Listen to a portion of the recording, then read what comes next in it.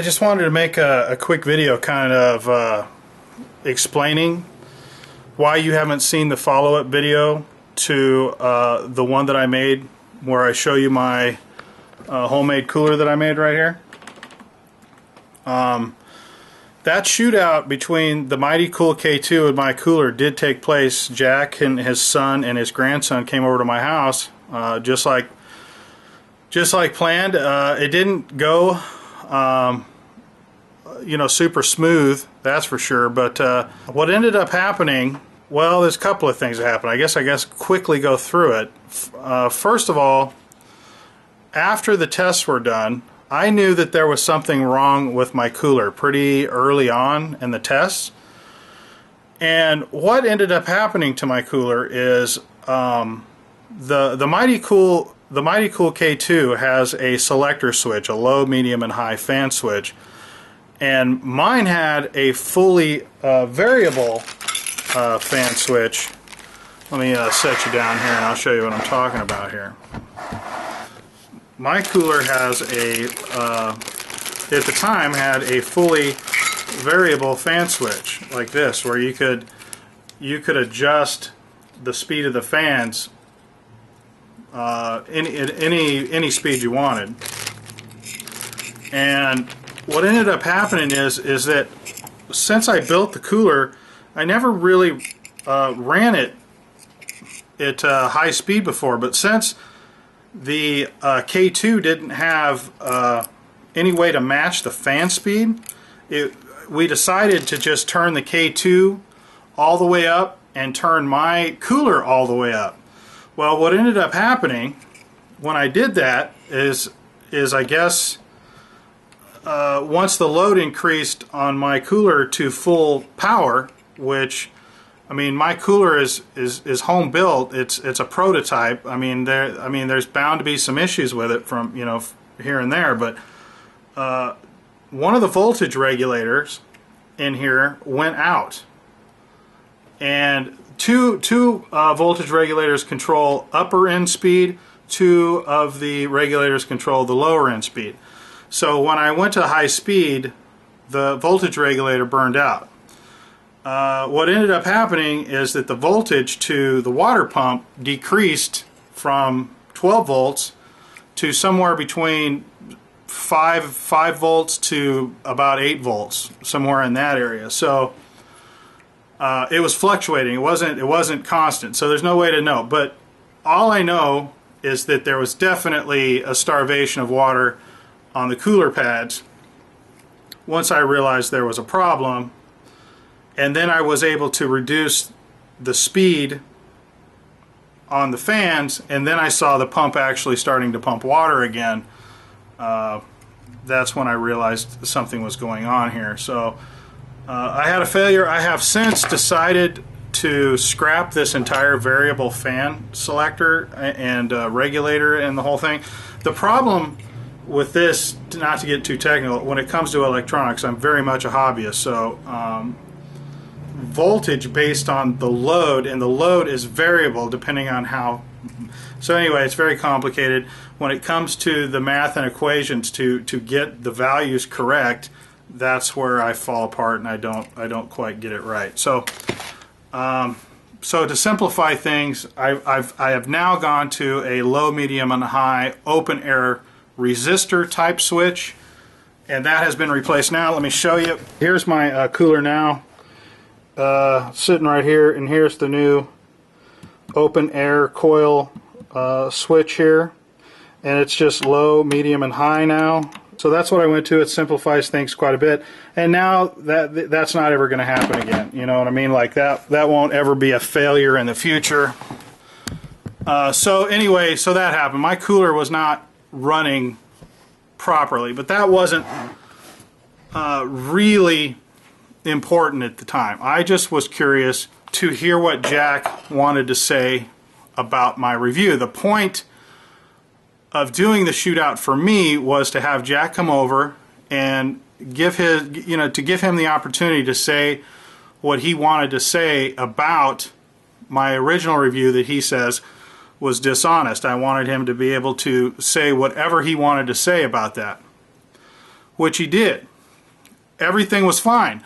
I was going to accept the fact that my cooler had a malfunction. I wasn't even really going to mention it. There wasn't really a point. I didn't have a point. Like, I'm not trying to sell these. This is not my merchandise. So I didn't really have a dog in the hunt. You know what I mean? Like, I didn't really care if his cooler won or beat mine or anything like that. Anyway, because I knew the real deal anyway, so it doesn't matter. And Jack, all through the tests, and his son really made it just a huge point about testing temperatures right off the cooling pad. I mean, directly off the cooling pad. They even went so far as to put the temperature probe inside the K2 and attach it to the back side of the vent.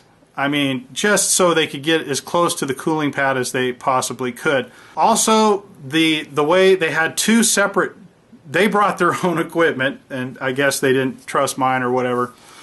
So they brought their own equipment, and they brought two thermometers that had two temperature probes each. And they connected these probes in an odd way. And I'll show a diagram of how they were connected here. So basically, in a nutshell, to make this a little bit shorter, it was a lot of chaos. So I ran my own tests with my own equipment at the exact same distance, close. Not sure why we're taking readings up close, because I don't think that matters, because you don't use your cooler. Do you guys use your cooler like this? I mean, if you had one of these, would you like have your head right up here like this? No, you wouldn't, right? That's not how you're going to use it. It doesn't make any sense to talk about temperatures right off of the cooling pad. That doesn't make any sense to me. Never did. The distance between where this cooler is sitting now and where I'm sitting here, where I use this on a regular basis, is 2 feet away. How well does it cool 2 feet away? How well does it cool 4 feet away? How well does it cool an area? That's what's really important. That's what matters. But I let them do whatever they wanted. I ran my own temperature tests, and that was, so I ran them separately, and I wrote them down and made notes and the whole 9 yards. So I was just going to show that. What ended up happening as I'm trying to prepare for the video, because there was a lot of footage, there's over an hour of video footage from 3 different cameras. There was just a lot of chaos. I had to figure out some way to where it looked like I didn't do anything to alter the way the tests were run or anything. I had to try and explain why I wasn't going to use the temperatures that they gave with their instruments, because I didn't believe that they were valid. Didn't really want to get into an argument about it. I just ran separate tests. I think my tests are definitely more fair. Let me show you what happened a couple of days later after we had the shootout. I was preparing the video, getting the video ready to go, was going to make a video, and this is what happens in the meantime. Let me catch you up. Okay, guys, this is what transpired just a couple of days after after we had the shootout. For the lack of a better word, I don't know what else to call it. I get an email from Jack, and let me get the highlighter here so I can show you. And this is what I get out of the blue. No correspondence or anything prior to this after the shootout, but let's try hard to draw a straight line here. But here it is right here. Go ahead and I'll go ahead and read this for you. It says, if you put our video on, leave me out, as I do not want my comments or face in it. And you can read the rest of it from there. But the thing is, from here, the whole point for me to inviting Jack over, coming into my home, was so he could have his opportunity to say whatever he wanted about my original review. That was the whole point. If he's not in it, if he refuses to be in it, if he doesn't want to let me use his voice or his image or anything like that, like he says in this email, well, then I don't have a video anymore. I don't have anything to show. If the whole point of the video is now ruined, I don't have anything. So I responded. Right. Oh, by the way, I want to mention that as soon as Jack got here, or pretty close to as soon as Jack got here, I started the cameras and asked him and his son directly, straight up, if they wanted to be in the video, and did I have their permission. And I will show that now. And I need to ask you guys, is anybody camera shy, doesn't want it, do you want edited out or anything like that? I don't want to be in it. You don't want to be in it? Anybody else? I'm not. You can, Grandpa and Dad, you can be in it. I'm not going to be in it. I don't know. Whatever comes about. Yeah, whatever works. Okay, as long as nobody is like... okay. And so I already had his permission prior to this. I wouldn't have even bothered. That would have ended the day right then and there. Done. Over. So then I respond, as you can see here, that, basically in a nutshell, is that I'm done. If I don't have him, his permission to use his image or anything like that, I don't have a video, as you can see right here.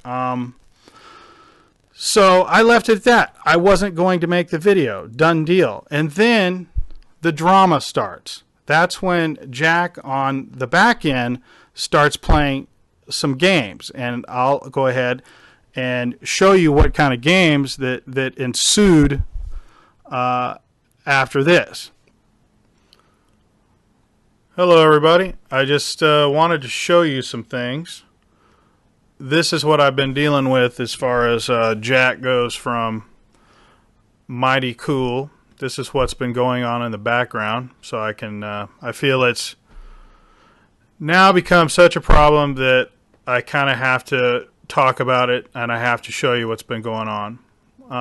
You'll see right here, these are all comments that have been posted on my various videos. As you can see, here are the different videos. There are three separate videos that Jack has been posting fake comments, or attempting to post fake comments on. And I wanted to just show this and prove to you that I know that it's Jack, and how I know that it's Jack, and all that kind of stuff. So let me go ahead and show you this right here. See this comment right here under the name J. Lewis right here. You can see what it says here. When I commented that this is a dishonest review, Tom emailed me the following, blah, blah. You can see that was accidentally posted under this fake account right here, this fake account J. Lewis right there. Now, how do we know that's a fake account? Because we know for sure that MightyKool is for sure Jack. We know that is a fact him. So this exact comment, word for word, copy and pasted, is the same as this comment right here. Two different videos, same comment. Now, this went on. Let me get away from this. So this went on several times. There is a total of 16 attempts by his real account and fake accounts to post on my videos. See, like I go down here like this, and then there's also another one. The original attempt was by another account the name was anonymous, and I just immediately, I didn't know who that was at first. I didn't know what was going on. That was the very first one. And what is happening here is he's trying to post desperately a link from my video to a video that he made where he takes video footage that he recorded here at my house in my garage while we were doing the cooler shootout without my knowledge or consent. And it kind of shows, I mean, and then there are some strategic cuts to the video to make it like an advertisement. He's basically, in a nutshell, using my image, me, my own home, my garage, in an advertisement that I did not condone or have any knowledge about whatsoever. So this is the kind of stuff I've been dealing with. And another thing that happened, let me go to, let's go to this video right here. And let's go ahead and stop that real quick. Go down to the comments. And if we go down to the comments, I want to show you another thing that happened that we know that he's constantly trying to make posts under fake accounts. Here's another one right here. Now let me show you something here. Notice that the name on this account right here is MightyKool. That we know for a fact is Jack, right? But originally this was not MightyKool. This was I'm guessing accidentally changed. Maybe he didn't realize that when he changed one thing, it changed all previous comments. But this comment right here used to have his son's name. I responded to this comment right here, thinking it was his son, John Stich. So this was originally posted as his son, and then you can see right here is where it proves it. See right here? See, because when I responded, there's my response, John Stich. That's his son's name. I responded to the comment, and then when he changed this account so he could make more fake comment posts, it changed it. So there's another example of him posting under fake names. So that's just multiple different attempts to post comments on my videos under fake names. Now, it makes you wonder. Let me show you something else here. Let me just throw this out here. If this kind of dishonest behavior is something that he, does on the regular, he will post these kind of fake comments on a person's video, attempt to post these. These never actually made it live. These are the first time anybody's ever seen these. They were all snagged and never went live. But if you can see that somebody would do something like this, make up fake accounts, multiple fake accounts, to post comments on a video, what else will this guy do? What else is also fake? What if, if we go to,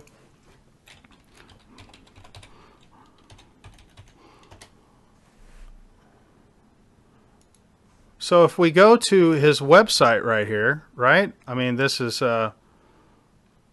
Jack's website here for the K2. If we go to that and we click on the testimonials here, as you can see, there's multiple, I mean, this is just a myriad of testimonial after testimonial. Do you wonder, like I do, if these are real?